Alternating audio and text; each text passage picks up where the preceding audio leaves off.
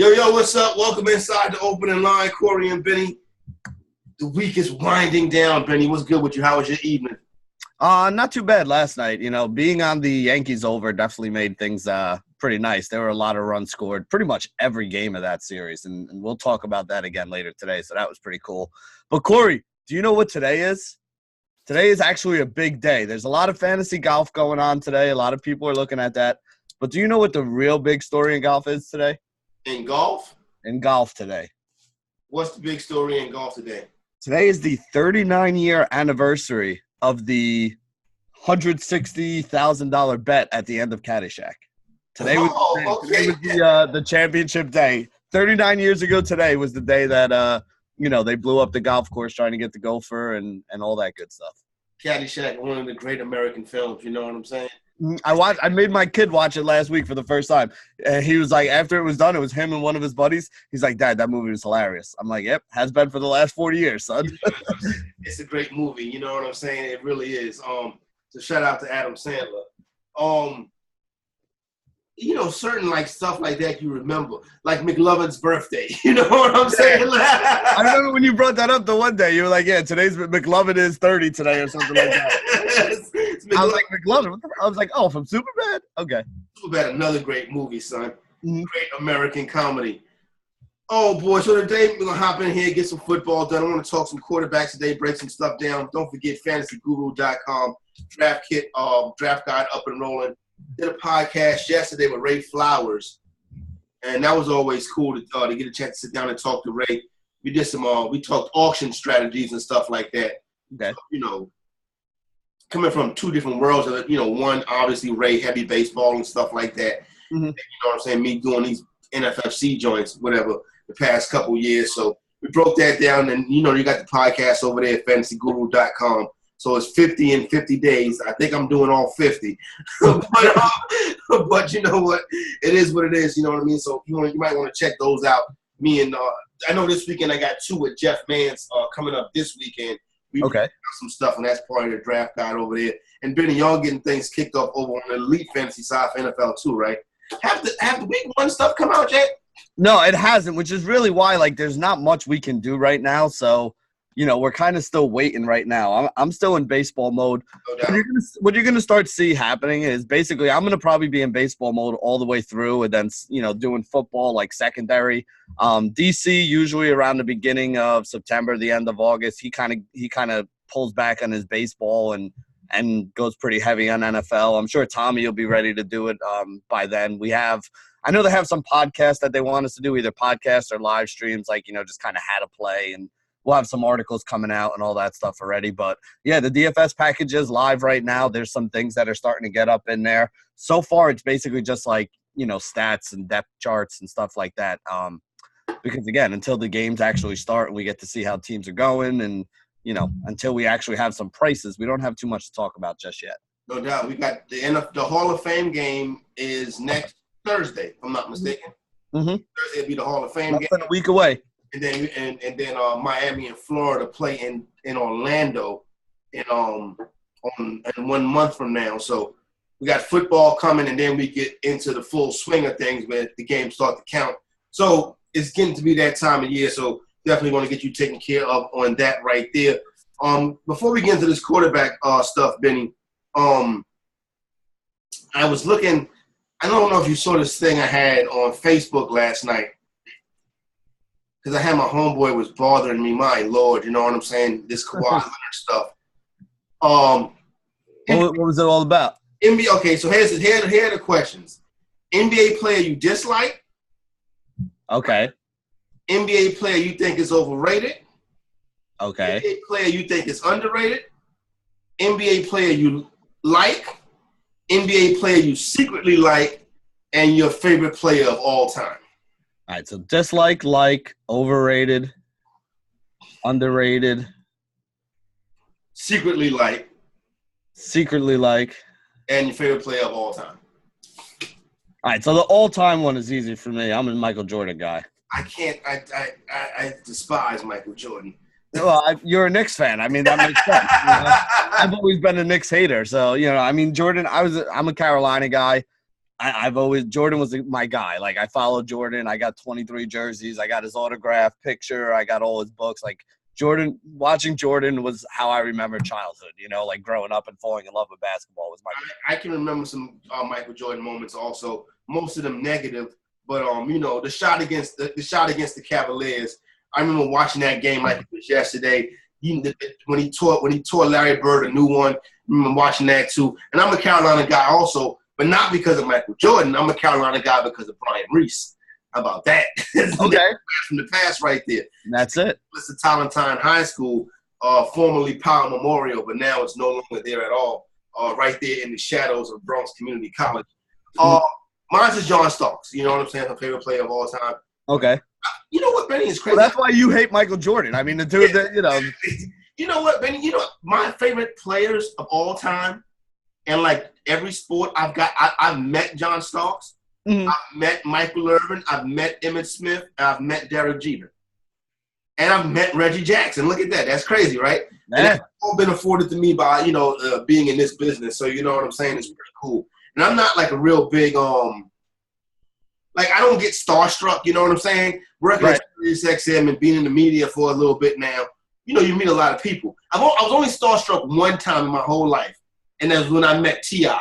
I was like, oh, really? Shit. I was like, oh, that's Tip. You know what I'm saying? And he was mad cool cat, too. NBA player I dislike. Mine is Andrew Wiggins. Okay, I can see that. Mine's Anthony Davis. Oh, because of what he did? But just because the whole thing that just happened right now has nothing to do with any of this. So, like, anybody who's followed me for the longest time. The DFS guy, Anthony Davis must have been tough on you. Oh, so here's basically the thing, right? For the longest time, I wrote an article about why you shouldn't be playing Anthony Davis in cash. At all. Like a big thing, like people on both sides, like everybody was throwing in their 2 cents. But the gist of the article was looking at how many times he gets injured in a game and saying, like, any game that he gets injured that you use him is probably a loss in DFS if you paid $12,000 for him. I'm like, so not even including the stats of him having a bad game or having a good game, here's the number of games that he misses. Here's the percentage that you have to be a profitable DFS player in cash games. If he's missing 10% of games and you have a 10% margin to be a profitable player after paying rake and all that stuff, understood. Like, he basically screws you. Like, you can't play him in cash. I'm like, again, GPPs, I'll always play Anthony Davis. But there were some big tournaments that I had where Anthony Davis was on my team and had like a 15-point, 10-rebound first half, and then gets hurt at the end of the second quarter or gets hurt in the third quarter. And instead of me going to, San Francisco or Miami or wherever the queue happened to be, I wound up like not cashing or min cashing or something like that. So that's why I hate Anthony Davis, because he always winds up screwing. And I can't blame you for that, because that like I said, being around it, you know what I'm saying? Like I stopped playing DFS basketball a few years ago. I think I'm gonna get back into it this year. It's a ton of fun. It's the best sweats too. But Anthony Davis, I've seen many people struggle with Anthony Davis, and that's a good answer. Overrated, mine is Russell Westbrook, and I know people are gonna be like, "Here you go with the Russell Westbrook hate." Listen, it's just the triple doubles are great, but he doesn't win anything, and I don't think he's ever going to win anything. Yeah. So mine is Chris Paul. I mean, I talk about it all the time. It's like Chris Paul a couple years ago, Chris Paul 7-8 years ago was a great player. Chris Paul right now, he just doesn't do anything for me. No, I can agree with you on that. And I remember watching Chris Paul. I remember when Chris Paul was playing. I remember when Chris Paul played high school ball, because it was one time when he I think his grandfather had passed at like 63 years old, and he went out and scored 63 points. And I remember that story. And then he went to Wake Forest and stuff like that. I think Chris Paul was in Wake Forest when my sister was at Carolina. So there you go, right there. He killed Carolina when he was in college. I loved it. Like I said, I love young Chris Paul. I loved. My problem with Chris Paul right now is, like, everyone keeps saying, like, when Chris Paul gets traded somewhere or moves from one team to another, they're going to win a championship now. They got Chris Paul. He's never really won anything. No. Think about it. He's never won a championship. He's never been there to the finals. Like, he's like a second-tier superstar, and people talk about him like he's God, and I don't think he is. I can dig that. He's He's a difficult character to get along with too. People think that Chris Paul is this old insurance salesman and this family man. Chris Paul's a piece of shit. Everybody talks about how they dislike Chris Paul. Player I think is underrated is my man Dame Lillard for me, Billy. I am a Dame Lillard supporter. You know what I'm saying? People may not think he's underrated no more after this past playoff run, but Dame Lillard is one of the best players in the NBA, hands down. I will not disagree with that. The guy who I'm going to say is actually Paul George. Because I don't think Paul George. Again, people are going to see it this year, and I want to be on record before this season happens. Paul George and Kawhi Leonard, you have in my opinion, two of the top 8 players in the NBA. Yeah, I can agree with that. On both ends, they both do it on both ends of the floor. They can both score inside, outside. They got size. They can guard anybody on the floor. Like, dude, that Clippers team is they're going to be very, very good. Did you see the NBA general managers poll, the scouts and general managers poll? No, but I'm sure they picked the Clippers to win because they know what's up. Clippers, I think out of 20, 12 of them picked the Clippers to win the championship, and 12 of them also said that the best player in the NBA was Kawhi Leonard. I don't disagree with either one of those assessments, to be honest with you. I'm not gonna go that far with Kawhi Leonard because the next question, NBA player I like, is my guy. You know what I'm saying? In my opinion, the GOAT is my man LBJ. LeBron James is the NBA player I like. I retweeted this morning with Bronny. Like, Bronny is trying to throw it on kids. I saw that ESPN one. I saw that. Yeah, he's trying to throw it. And the thing I was thinking about him, of course he's going to be a good basketball player. His father is like LeBron James. Mm-hmm. But you know what the advantage he has, Benny? The way that LeBron James take care of his body, if he can mimic that, he can be, you know what I'm saying, very good. Even at his current age. Don't get me wrong, he don't probably need to sleep in a hyperbaric chamber at 14. But, you know what I'm saying, it's probably other stuff that his father does that can help him at this age.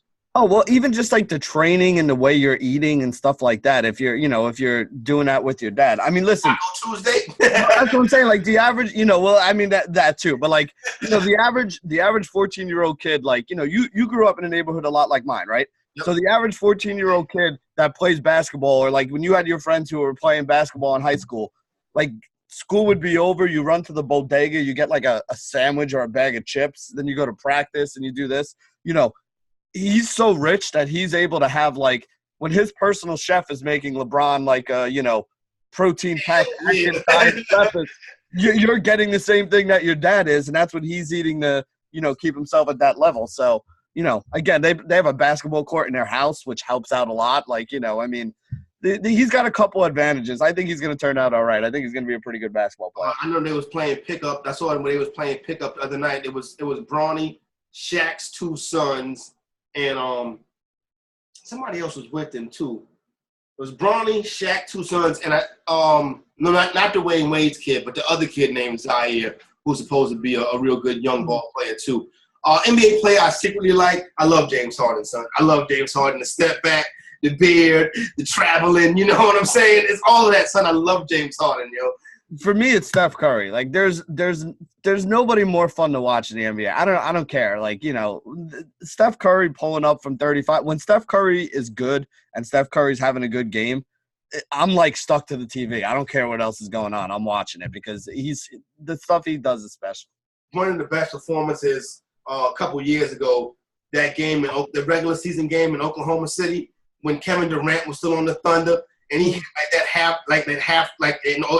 he sent the game in overtime and hit like that shot from right beyond half court to win the game. That was some of the best basketball. And you're right, I was at the game where he dropped 55 at the Garden. It was amazing, Benny. It was one of the greatest sporting events I've been to. So that was a cool start right there. Let's get to some quarterback rankings. Pat Mahomes is 1-1, right? Obviously, in my opinion. And now with the Tyreek Hill not getting suspended thing, the only knock that any of the haters had on him is pretty much out of the way. So to me, clearly 1-1, not even a question. All right, who's number 2? For me, it's probably Andrew Luck. I can do Andrew Luck. All right. But the problem is, Corey, I will never pay what people are paying for Andrew Luck. You want Andrew Luck in the 5th, 6th? Right, if he's there, if he's there in the 7th, I'll be like, all right, I got to take this It's now. intriguing, yeah. Yeah, I got to do this now. But he never drops to the 7th. He never lasts that long. He's not going to be there. I'm Andrew Luck supporter. I'll scoop him up in the 6th. 5th is a little bit too rich for my blood, but I will. But the thing about it is Deshaun Watson QB2 though? See, I have him as 3. I have him right behind Luck. To me, those are the 3 at the top that if I'm going to spend up, like if I could get either Watson or Luck dropping in like the 7th or 8th round, that's when I start considering breaking my no quarterback early thing. I'm never going to get Mahomes because I'm not taking a quarterback that early in a draft, so I won't have any of them this year. Last year, I had some shares of Watson, even though I came into the year worried about the O-line, and right. The O-line was abysmal. You know right. what I'm saying? This year, knock on wood, what I worry about with Watson this year, I worry about DeAndre Hopkins' health. Yeah, he's starting out on the PUP list anyway. Not that he's going to miss time, but he's missed 1 game in 6 years, and his body is beat up. And I'm like, man, it's going to catch up with him at some point. That's what I worry about. Because if he misses Watson, then it's like, they don't have nothing else. No, I got to be honest. I think people are sleeping on the receivers that they have. Will Fuller is legit. Okay. T is legit too. Okay. So there are other receivers. But the thing that I think makes Will Fuller and Kiki Kuti so, like that they can have some big games is because Hopkins is taking all of the attention. When you get the number 1 cornerback taking Hopkins and then they're still giving him safety help over the top because the guy's that good, it's going to make it a lot easier and a lot of room, especially a lot of that underneath stuff that, Kiki Kuti did last year. Will Fuller on the long ball, he's still a guy that can burn. Like, they have other options, but it's, those guys being secondary and tertiary receivers as opposed to the primary receiver, I think will be a big difference. Because if you don't have Hopkins, now your number 1 is on Fuller, and, you can rotate your team to make sure you take away some of that short stuff to Kiki Kuti. Like you said, that could really affect what Watson does. I would watch to see if they bring a wide receiver into training camp. Allen Hurns just got cut by the Cowboys. I would see if that feels like that could be a fit right there. I personally hope the Cowboys bring Allen Hurns back. They could bring Allen Hurns back too. I would like for them to bring Allen Hurns back. The Cowboys cutting Allen Hurns means they're setting up to pay somebody. Hopefully it's Ezekiel Elliott. Who's 4, Benny? That's a tough one now. I mean, do you go and this is why I don't pay for quarterback. I mean, do you want Drew Brees here? Is he the next guy on the list? Is it Matt Ryan? That's who I got. I got Matt Ryan as 4. I think Luck and Watson are interchangeable. I got Ryan at 4. And don't get me wrong, Aaron Rodgers is great. He might be the best player pound for pound in football, but dude has not been staying healthy, Benny. And I'm just like, and a new offense. Let me tell you something. 30-plus year old multi-millionaires don't really take the new offenses very well. You know what I'm saying? Yeah.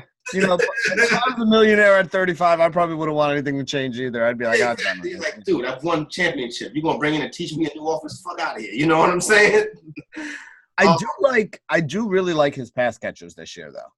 I mean, you still have Adams on the one side. We talk about Allison all the time, but even Valdez Scantling, who did a good job last year filling in. I mean, if he's going to take over that Randall Cobb kind of slot role, I mean, all 3 of those guys are pretty good options at wide receiver. So somebody's got to throw him the ball. So I don't hate Rodgers either there, to be honest. All right. So I would go I go Ryan, then Rodgers. You go Rodgers at 4? No, I'd still go Ryan at 4 probably. Yeah. I'd go Breeze at 5. Do I like Breeze more than I like Rodgers? I would say, you know what? At 5 is where, and after you get Ryan and Rodgers, that tier right there, this is where I start thinking about Baker Mayfield. Or am I over-ranking Baker Mayfield? I mean, again, if we get the Baker Mayfield we got the last couple games of last season, I don't think you're over-ranking him at all. You added more firepower with, Odell Beckham in there, so now you have a legit number 1 wide receiver. Yeah, I'd be all right with him there. Again, look, Corey, you know my thoughts on quarterbacks. To me, I don't think there's much of a difference between and because that just takes into account like Mahomes, yes, is going to be great. But if you look at the difference in fantasy points scored between the guys at the top, the guys in the mid-range, and the guys at the bottom, you give up less points than you do, with the top guys. So most of the guys I wind up drafting, we're going to probably talk about somewhere in like the 10 to 15 range here when we get there. No doubt. I can. It's the truth. You know what I'm saying? When you look at the quarterback score, and that's the way it goes. The thing with Drew Brees is he's not throwing the football as much as he used to. You know what I'm saying? Mm-hmm. And that's become a running and defense team. So here's my argument against this, though. Right? This year it's going to be Kamara as the running back. Yep. Where does Kamara really excel? He excels when you can get him out in space, when you get him outside, when you swing the ball out to him. So I think they're going to do a lot of those like quick passes this year. And all that is a lot of that stuff that he used to hand to Mark Ingram right in his gut, and Ingram would just pick up the rushing yards. A lot of that is going to be those long handoff short passes going to Alvin Kamara. I can see that. And that would make a big difference right there. Listen, Drew Brees is not to be slept on. For years I would not draft Drew Brees as a fantasy quarterback. Like who's the one player that you will never draft? It was Drew Brees. Because Benny, my home league, my original fantasy football home league, so that shit was a war. It was a war every Sunday, Benny. Like, you know what I'm saying? Like the 12 of us, that was it. That was like we used to go to war every Sunday. And one year I had the perfect team, but the quarterback was Drew Brees. And it just so happened that was one of those years that Drew Brees had a down fantasy year. And I think I missed the playoffs by like one game, and I swore Drew Brees off. You know what I'm saying? Yeah, so I'm never drafting Drew Brees again. All I know is every time they play at home, right? Like that's when, as a DFS player, that's when we really love him. Every time they play at home, the guy puts up monster numbers. Speaking of the Saints at home, I would have won the Millie Maker. It's a long story. I'll tell it another time. You know what I'm saying? When them and the Giants played that game where each of them scored 50 points, I remember that. I was on them. Because I remember I was the night before. I was with Tommy G actually, and I was with Tommy G, and then I had a homegirl with me. Me and my homegirl were going to Jersey, and me and Tommy G were talking, and I was like, man, you know what? Odell is from New Orleans. I was like, you know what? Tomorrow might be a good day because Odell had got off to a slow start. Eli's from New Orleans, too. Yeah, Eli's from New Orleans, too. I'm like, tomorrow might be a good day to sneak Odell into a lineup because his price had came down. Mm-hmm. He got off to a slow start. And I remember Tommy G was like, just stack the game. And I was – and you know what happened after that. But my goal was to stack the game, but I was doing other stuff, Benny. I remember that day. And then the best part about that game, though, they played again. It was either the next season or 2 seasons after that, the same matchup. And everybody was talking about that game. So in DFS, they wound up like 60% owned, 50% owned, some of those guys that week. And it was like a 14-17 kind of game. So, like, everybody had all this exposure to that game, and everybody wound up getting screwed. And I faded it and made a lot of money, so that's why I remember it. Good job. Russell Wilson, after Baker and Matt Ryan, it's between Russell Wilson, Cam Newton, and Carson Wentz. Those three right there is how I would say the next group shakes out. What do you think? I'm a Carson Wentz hater, so for me, he's third on that list. I think Russell Wilson is probably the guy I would take first, followed by Cam, followed by – I wouldn't even take Wentz. I hate Wentz. So, like, why you don't fuck with Wentz? Because he keeps getting hurt. That's true. Give me a season where you're not getting – all I want from my quarterback, honestly, Corey, is to be QB 15 or better every week of the season. Okay. Now, again, it's not always going to happen. You're going to have a bad game here or there. But if you're going to go and give me, in a regular season, you got 10 to 14 games in fantasy. If you're going to go give me 75 or 80% of a top-tier QB, being in the top 15, I'm going to be happy with that. And that means you have to stay healthy. And Wentz is a guy who I just don't see staying healthy. People talk about, he can't draft Cam. He's going to get hurt. Wentz gets hurt every season. Let me ask you this. Now, because we touched on it yesterday. Remember Matthew Stafford had this same reputation that Carson Wentz has right now. Mm-hmm. When it's said and done for Carson Wentz, will he have a better career than Matthew Stafford? No. Wow. No. Dude, Matthew Stafford, but let's just go backwards, right? Carson Wentz was the second overall draft pick out of like Wyoming or something like that, right? So it's not like this guy was a big prospect that everybody was in love with throughout his entire career. Matthew Stafford was mega prospect. Exactly. He was the quarterback of Georgia for 4 years, back when Georgia, Florida, like that was like the big thing in football, you know? He was the number 1 overall pick. He was the best quarterback in Texas when he was in high school. He was number 1 player in the country, and he was the best quarterback. And they won like 3 state championships with Matthew Stafford. So he does have that moxie, that background.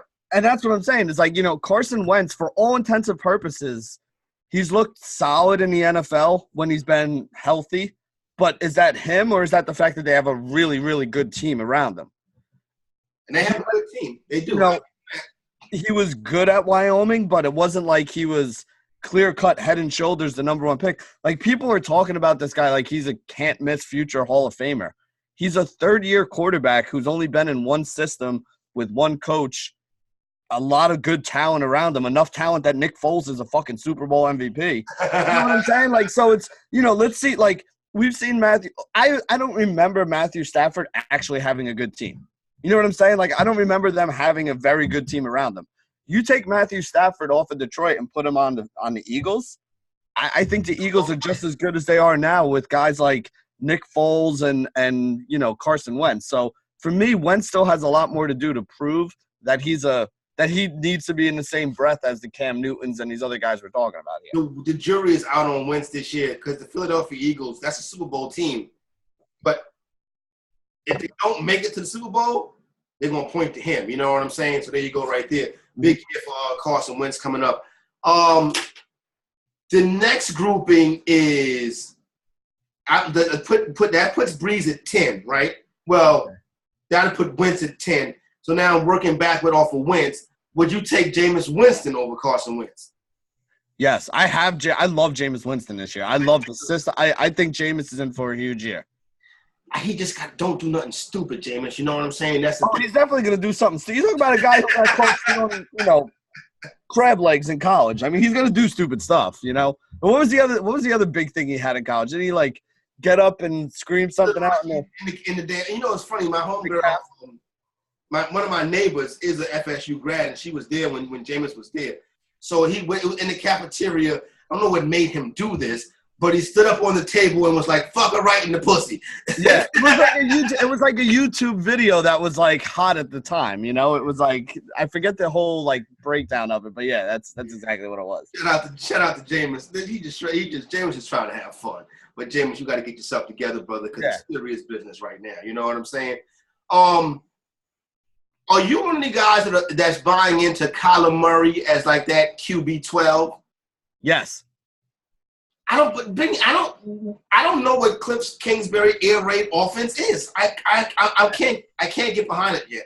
I agree, and here's the argument that I've been making about why I don't mind doing this. So, you know what a lot of these other quarterbacks are. You know the systems that they're going to be in, and you know that they're not going to produce.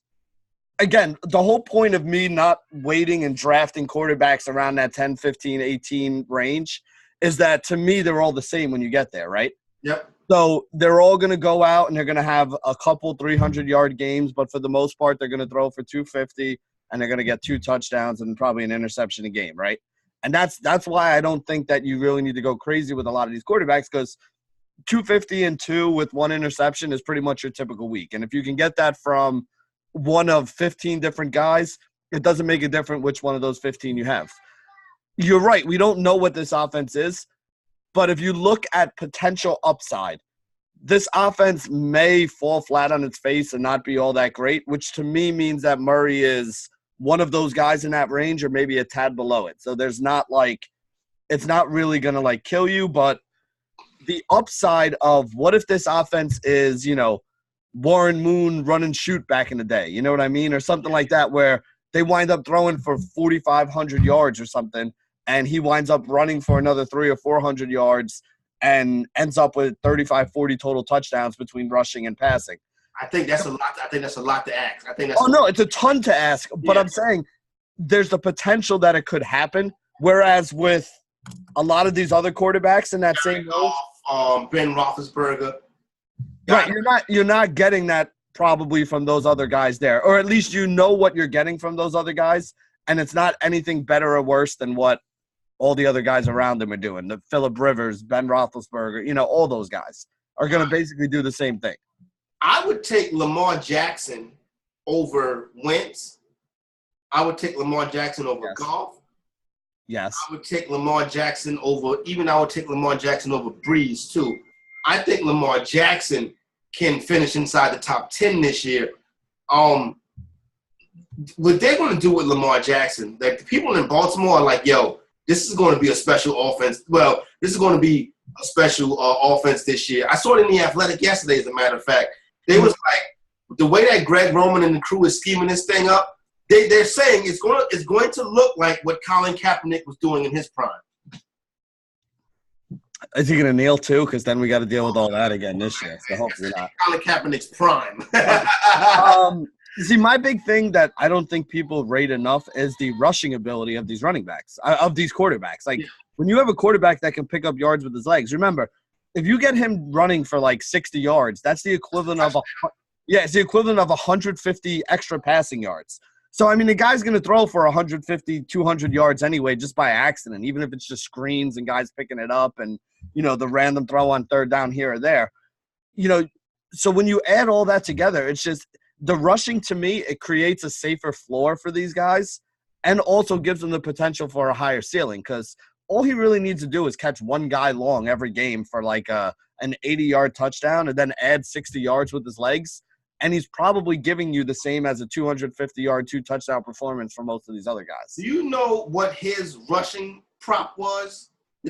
The rushing prop was last year going down the stretch, Lamar Jackson? Like game by game or for the season, or what are we talking? Game by game. If you wanted to bet the over-under on his rushing yards, you know what the number was set at? Oh, it's like 70s, 80s. 71 for a fucking quarterback. Yo, that's crazy. Yeah. That's what I'm saying. You look at that, again, 10 points for every 10 rushing yards is 1 point. That's 7 points right there. To get 7 points with your arm, you need to throw the ball for 175 yards. So if you have Tom Brady throw for 275 yards, it's the equivalent of 100 yards throwing and 70 yards rushing from Lamar Jackson, which is a number that, he surpassed in many of his games towards the end of the last season. Let's go to this grouping right here. Prescott, Rivers, Roethlisberger.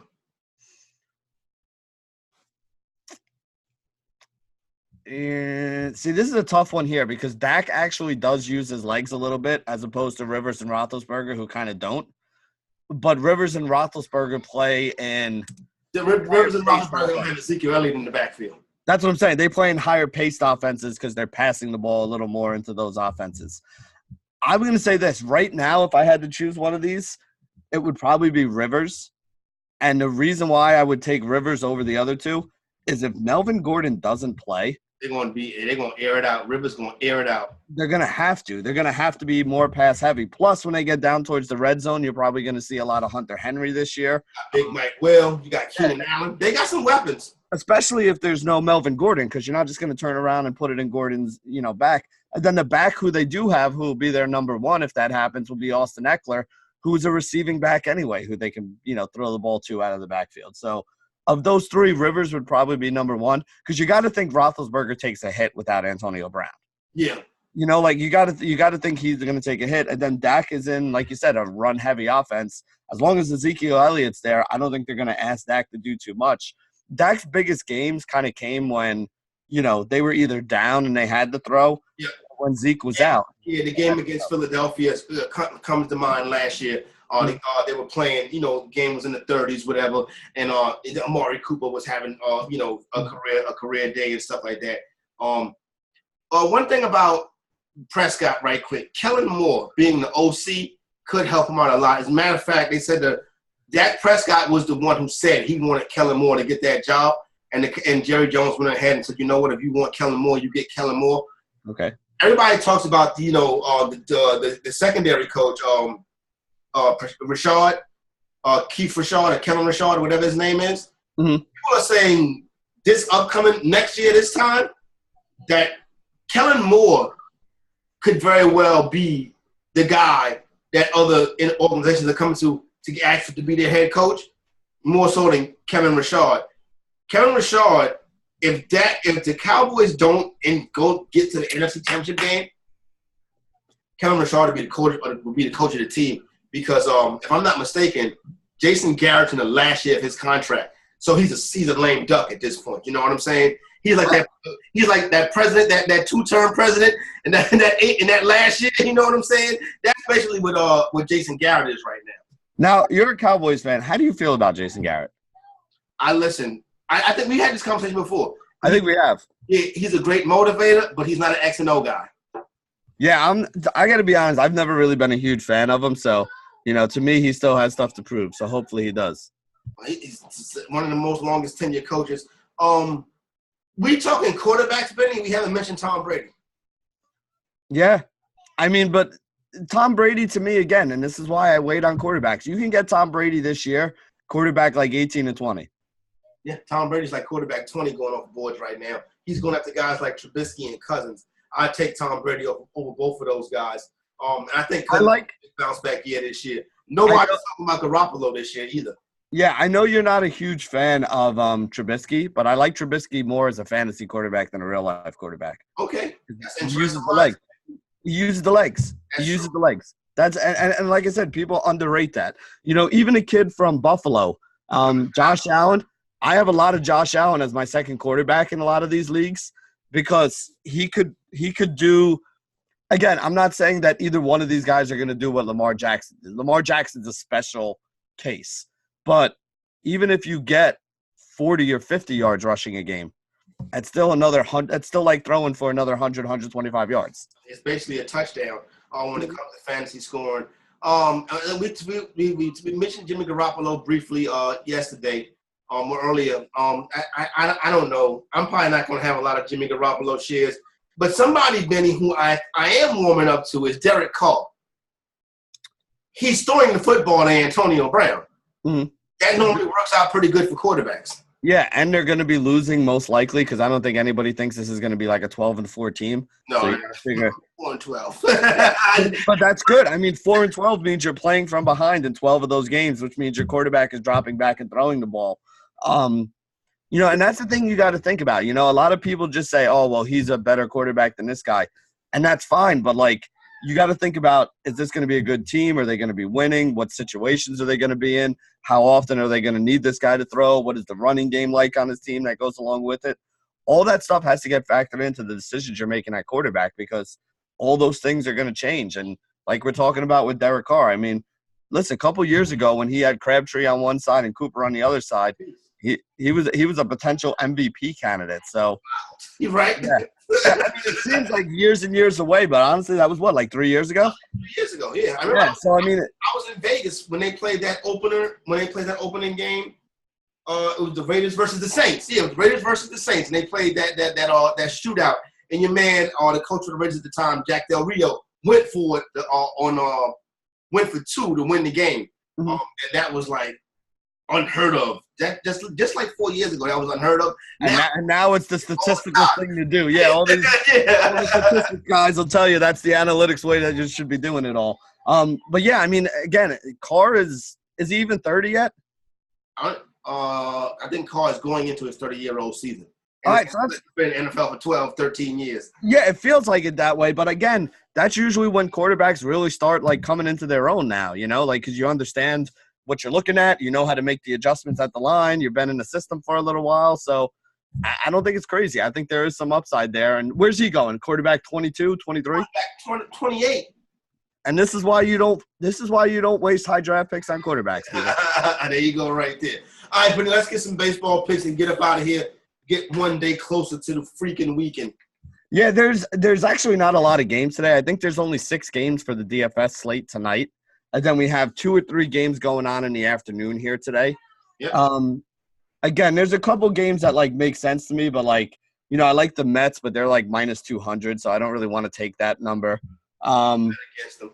Yeah, I like the Nationals, but I like the Nationals, but Scherzer's on the mound. He's like minus 300 today. Yep, they're minus 300 versus the Rockies. Yeah, so I mean, like, if you want to parlay those two together, you still don't even get even money on it. Like, it's like minus. Mess in the parlay though. Yeah, I don't want anything to do with it. So I think they win, but there's not much money there. My favorite bets are actually probably tonight, though. I like the Indians at minus 140. Okay. I think the Indians are in a good spot right there. They actually faced Mike Montgomery. Mike Montgomery just got traded from the Cubs over to the Royals pretty recently, and they faced Mike Montgomery about a week or so ago. They lit him up for like 5 runs. And then a kid, Plutko, that's pitching for them, really struggles with lefties, but there aren't a lot of lefties on KC that concern me. Or righties. Yeah, well, that's true too. Yeah, or righties, really. So I like the Indians there. I'll take minus 140. I wouldn't go – I don't know if I'd go to minus 150, but if it stays under minus 150, you know, because I think that line is going to move today, I'd still be willing to get in it if people are listening to this later. The other one I really like a lot today is the Yankees over 5.5. That's the one that I was looking at, the Yankees right here. The Yankees. I think the Yankees are a good bet today. Yeah, Rick Porcello, he just really doesn't have it anymore, and it's a shame, man. He went to my high school. I love the guy, but, you know, as a DFS player and a sports bettor, I'll bet against him all the time. So Yankees over 5.5 runs is minus 114, which I just felt like that was too low. I mean, the total in this game is 11 anyway, and the Yankees are favored. So Vegas is even projecting them for over 5.5. So to only have to lay 114, which is the number I saw on DraftKings Sportsbook this morning, it just felt like the number was too small to me. I think that one would go up. I just want to go to 6 before first pitch. Well, it'll either go to 6 or 114 is going to be – it's going to be like minus 130 or something. Yeah, that's why when I saw minus 114, I was like, that number feels wrong. So I hopped on them there. Make sure you take a look at that stuff, though, because some people get so excited like, oh, yeah, I got this guy at only over 4.5 strikeouts. And it's like, yeah, but you're laying minus 180. Like, you know, I'd rather take 6.5 strikeouts and get even money on it than, you know, 4.5 laying 180. So keep an eye on both the number and you know, the juice that they're charging on it, because it definitely does change what you're getting paid out. I'm going to give my big piece of chicken, Benny, to Zion Williamson signing the deal with the Jordan brand. They have not released the numbers yet, but I'm quite sure it's going to be the largest in NBA history. What do you got? Big piece of chicken. I haven't really thought about it, so I'm trying to think of what happened last night that I could give somebody a big piece of chicken for. You win some last night. You know what? I'm going to give the big piece of chicken to the Yankees and the Twins because those were 3 entertaining games. Yes, I heard about it. Yeah, by 2 teams with, 60-plus wins already. I would not doubt if we see this matchup again sometime in October in the playoffs. I'd be all for it because the Yankees hammer the Twins in October for years. Well, I'll tell you what, it was a really good series. A lot of runs being scored, 2 really entertaining games. So Yankees and Twins, big piece of chicken. All right, there you go right there for your main man, Benny. I'm Corey Parson, the fantasy executive. The opening line, we are out.